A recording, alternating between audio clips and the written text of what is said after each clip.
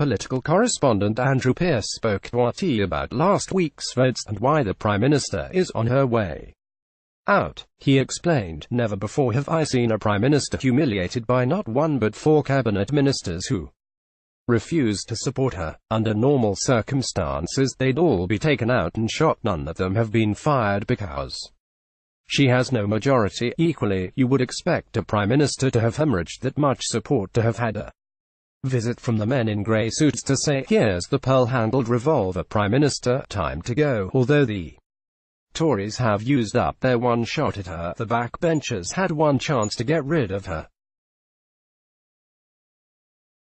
You have one vote a year. They did that in December and 117 withheld the support. What can happen is cabinet ministers can withhold support and threaten to resign en masse. And I have to tell you, during this extraordinary week, and I have never known a week like it, I couldn't find one MP who think Theresa May has a long-term survival rate in Downing Street.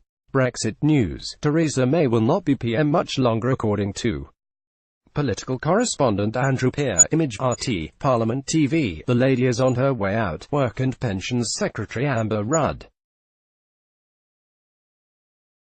Business Secretary Greg Clark, Justice Secretary David Gowke and Scottish Secretary David Mundell all abstained from last week's vote on no deal, despite being whipped to approve leaving the EU without a deal in a last-minute U-turn. Jacob Rees-Mogg said, "Collective responsibility requires ministers to support government policy or to resign. It is a basic constitutional point. Convention dictates cabinet ministers resign if they step out of line, but the Gang of 4 all refuse to give up their government jobs." Number 10 has decided to take no action on the rebels and their unprecedented move, which sparked fury from hardline Brexiteers.